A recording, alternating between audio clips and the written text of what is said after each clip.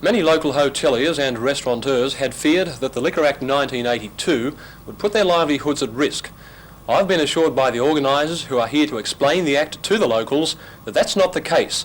The Act itself has never been more simple. The aim was to bring together the practitioners of the industry in Newcastle, that is all those people who hold licences with the exception of clubs, together with the registrar of the Liquor Administration Board, special projects officers, lawyers and consultants to the industry. Now, are they in for a shock? I think a lot of the publicity coming out of Newcastle in the past has had the shock implementation to it. In fact, the industry will discover that this Act, which will replace a 100-year-old Act, will make the operations a lot easier. Tim, what about live entertainment? There certainly will be there are some grey areas to be cleared up on this one, and this is one of the difficulties with interpreting even the new Act, the ratio between live entertainment areas and bar areas. Can we expect then our hotels and restaurants to continue on much as we know them at the moment? To a large degree, yes. From the point of view of management of the hotels, it is meant to reduce a lot of the unnecessary and often expensive costs incurred with the registration fees, etc.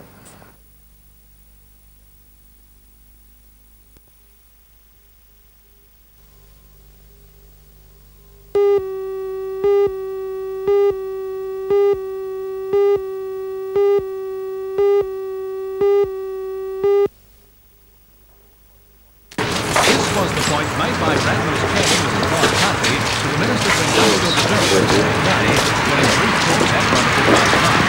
Following that meeting, I've just had very frank talks with management, and we've put several propositions to them, all of which drew the response that it wouldn't alter the decision that's been taken.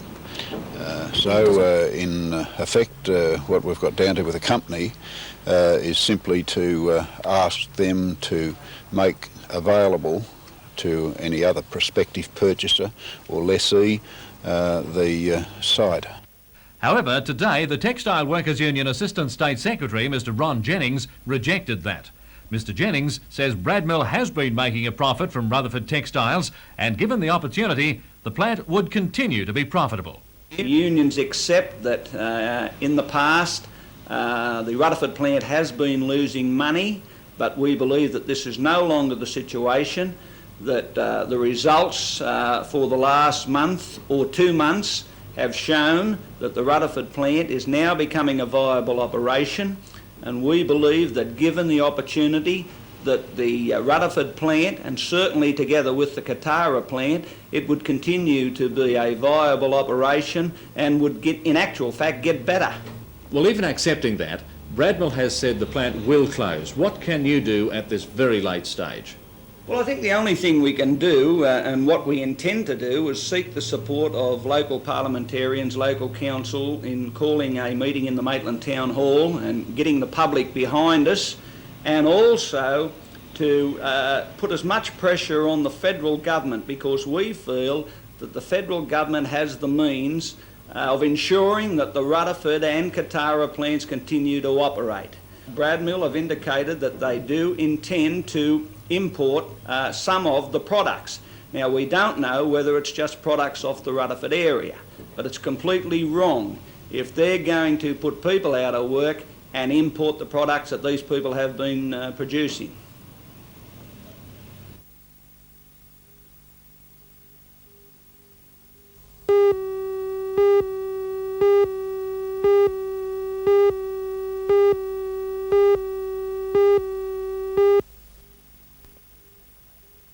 The General Manager of the dockyard, Mr. Jim Kelly, and Trades Hall Secretary Peter Barrick addressed a large media gathering in the boardroom late this afternoon.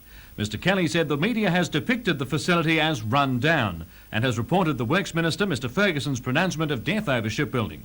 But not enough is being said about its efforts to stage a comeback. Mr. Kelly said the dockyard hopes to begin breaking even in the 84-85 financial year by the trimming of management, reducing overheads generally, and tackling production problems head on.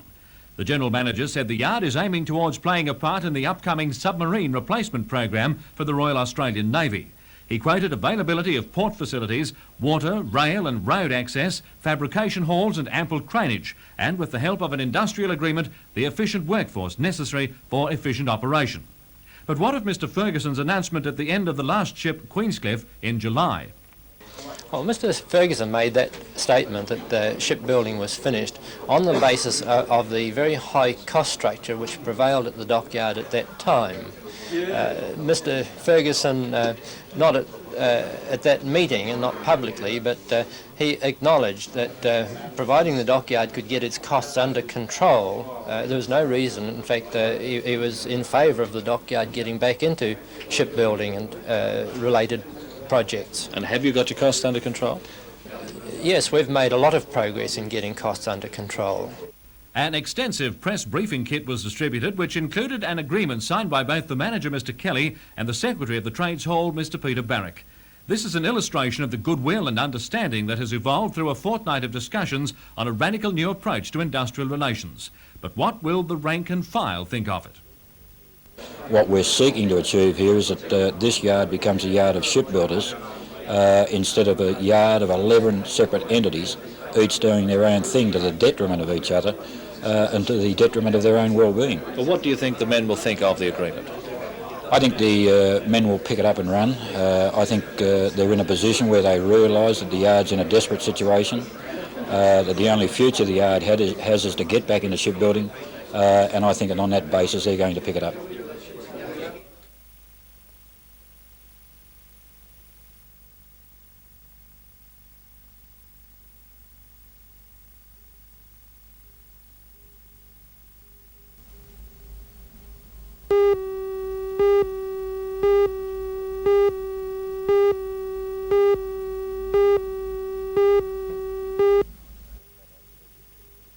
I'd like to register the disappointment of the trustees at the decision by the directors of Newcastle KB United Soccer Club in changing the venues for the next 4 home games. It does appear on the surface that little consideration has been given not only to the sports centre but also to other major sporting bodies who utilise the sports centre. Because KB now seem to be using the ISC on an ad hoc basis, will the ISC Trust be looking more carefully at KB's applications in the future? I feel that the decision made by my Grounds and Fixtures Committee when they're dealing with any hiring of the international sports centre by sporting bodies, a decision like this will have to be taken into consideration. Mr Brett, because of KB's pre-bookings, have you now been left with days on weekends where there'll be nothing played and rugby league clubs have been turned away? Well, we've had to tell Rugby League, First Division and also Second Division in particular, who have played all their semi-finals and finals and grand finals at the Sports Centre for the last 7 or 8 years and have really supported us. They've this year only playing their grand final at the Sports Centre.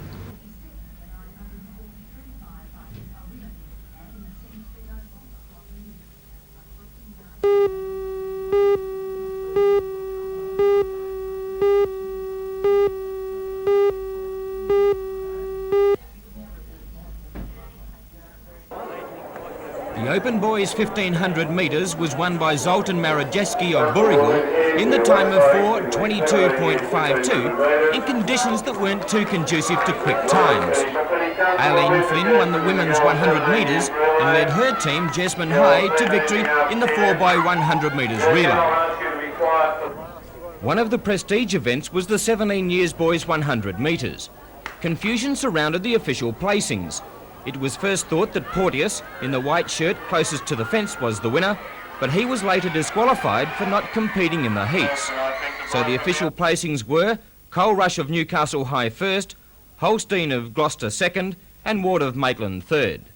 The Westlake Zone, for the 6th year in succession, were the champions, and the champion school was decided on the last race of the day.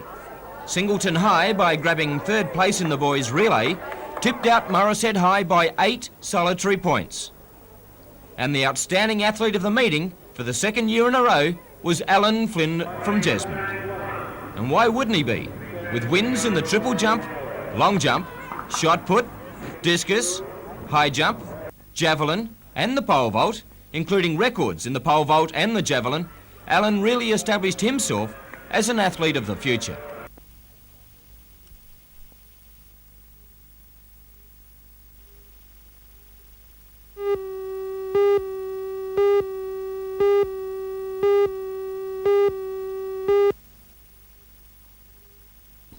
Peter Collins visited Carrington Slipways in his role as the Liberal representative on the Public Accounts Committee. This follows last week's hearing by the committee into the profitability of the state dockyard. He sees Carrington as an example of the success of private enterprise over state ownership. He claimed that if the dockyard was to get back into shipbuilding through naval contracts, another $8 million would need to be invested. Peter, why do you think that the destroyer and the submarine are not achievable objectives for the state dockyard?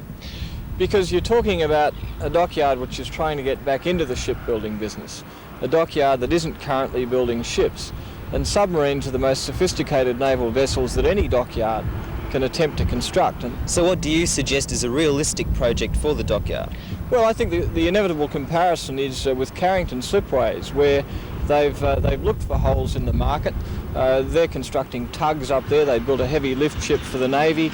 They're capable of building some other ships the Navy needs. For example, mine hunters. Would a Liberal government want the state dockyard to stay in shipbuilding? Well, philosophically, the Liberal Party is opposed to the state owning its own dockyard. Where you've got private enterprise, again, such as Carrington's, prepared to build ships, there is no need for the state to own a similar enterprise. And certainly one of the things we would be looking at would be the disposal of the dockyard, and particularly when it can't be profitable.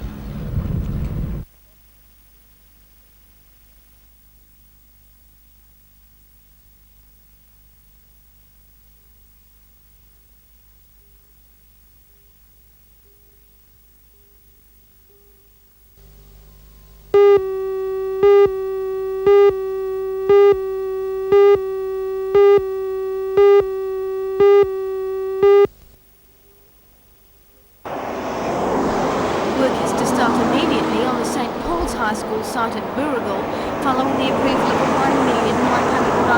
$1,197,000 Schools Commission grant. The grant will cover the cost of this Stage 1 construction work. The building contract has been awarded to a Newcastle firm, Leighton Proprietary Limited. Work is expected to be completed within 24 weeks, enabling St Paul's to enrol Year 8 and 9 pupils in 1984. The Stage 1 facilities include 2 science laboratories, a textile and design room, a home economics room, an art and craft complex, metal and woodwork facilities, a canteen, a library and an administration block. 5 demountable classrooms will be used during Stage 1.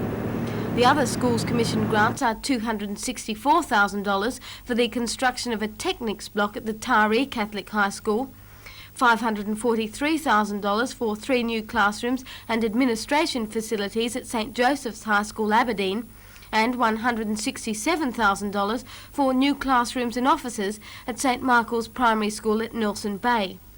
In addition, 2 parish-funded projects are to be commenced. The Lochinvar Catholic Primary School is to be relocated to parish land on the southern side of the New England Highway, and the St Joseph's Primary School is to be moved from Carey Street, Toronto to Killabin Bay.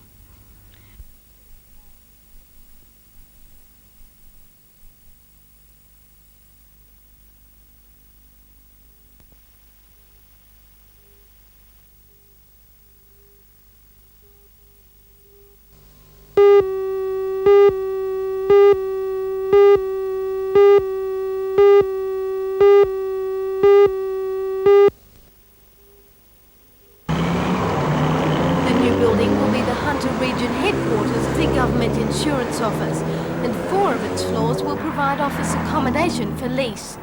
The centre is the largest single property investment developed by the GIO outside of Sydney, and its largest regional branch. More than 200 Sydney and Newcastle businessmen will attend today's opening, scheduled for 11:30. Meanwhile, several departments will operate from the new state office block in Cooks Hill from today. A number of state government employees worked overtime on the weekend, moving into the new office. However, its official opening is still a long way off. Newcastle has had to wait many years for its state office block. The selection of a site was controversial enough. The corner of Dick and Bull Streets behind the fire station was finally chosen. But even when work commenced, there were lengthy hold-ups because of industrial disputes.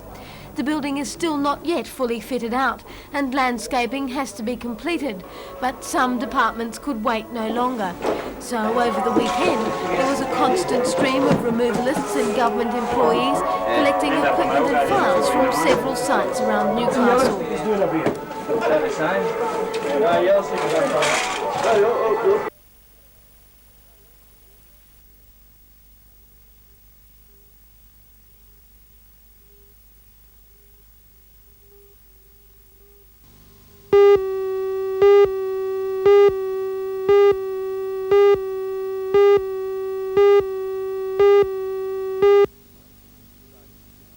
Mr Morris believes Australian ship operators should look at the kind of specialisation and efficiency which has won Carrington Slipways a worldwide reputation as ship builders.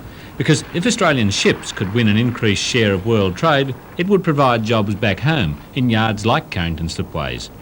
He admits Australian shipping lines have not been competitive in the past, but says this could change. If we concentrate on tasks that we can do well, if we concentrate on developing ships or building ships that meet the needs of the international marketplace, if our resource exporters get out there and look at the use of Australian ships, and if our own shipbuilding and shipping industry looks at utilisation of Australian labour, we can be competitive. But it needs two other things. It needs the financial assistance from government, and that we'll be providing with depreciation allowances in the coming budget session, and it needs an enlightened and cooperative attitude from labour itself. Now, we've had that also recently from the seagoing unions. Now, if we get that continuation of a positive and constructive approach to manning practices, to how we handle Australian ships, with a combination of the three, we can be competitive, we can be internationally efficient, and we can get more jobs for Australians.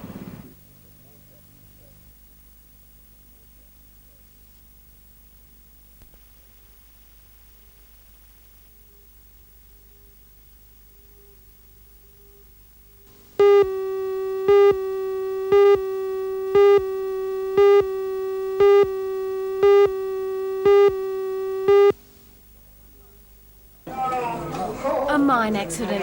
One man is in shock and another crushed under a pit prop. But this time ambulance officers had to go into action under the watchful eye of the judges and spectators. In yesterday's competition, 2 teams from the Hunter and 2 from the North Coast vied for a chance to represent the region in a state final next month. They faced exacting realism. Teams which failed to treat the mine worker trapped under the pit prop for what's called crush syndrome lost their patient within 10 minutes. In another accident, a diver had been gassed by faulty underwater gear. No pulse. Airway in. Okay, fellow. Overall winners of the day were the Hamilton team of Tony Baxter and Ken Isles. If they can win the state round, they go on to the Australian finals to be held in Adelaide in October.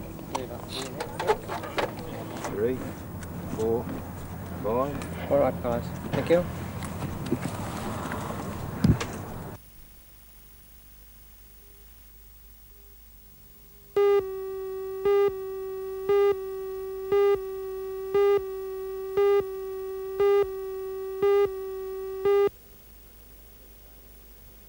Construction of the first stage of the massive $600 million project is now 90% complete. The first half of number 1 pipeline was load tested today as a lead up to the first actual production of aluminium early next month. Although there was no building work going on today, it was a day off as part of the construction industry's 38-hour week campaign. About 1,600 people are still engaged on the site, and construction work will continue until the completion of stage 2 late next year. However, Tomago Aluminium has begun to build up its own operating workforce. One section already at work is the rodding house, where carbon anodes are attached to the rods which will suspend the anodes in the production pots. At present, many of those working in the plant are from Pechiney factories in France, here to train local operators. About 1/3 of Tomago Aluminium's eventual workforce of about 900 has been hired, 80% of that workforce being recruited from the lower Hunter. Needless to say, in the present economic climate, there's been no shortage of applicants for the jobs at Tomago Aluminium. And in fact, a staggering 12,000 people have applied for the 900 jobs that will be filled here next year.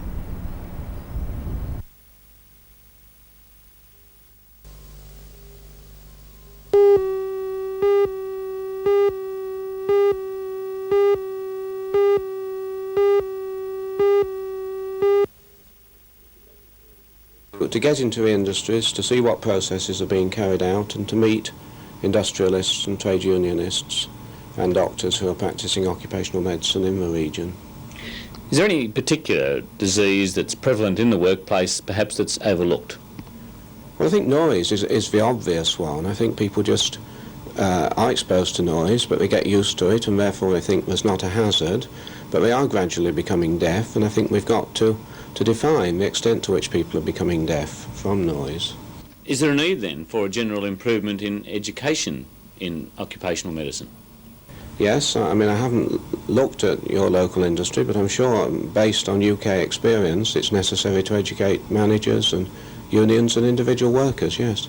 And doctors as well? And doctors most certainly, yes.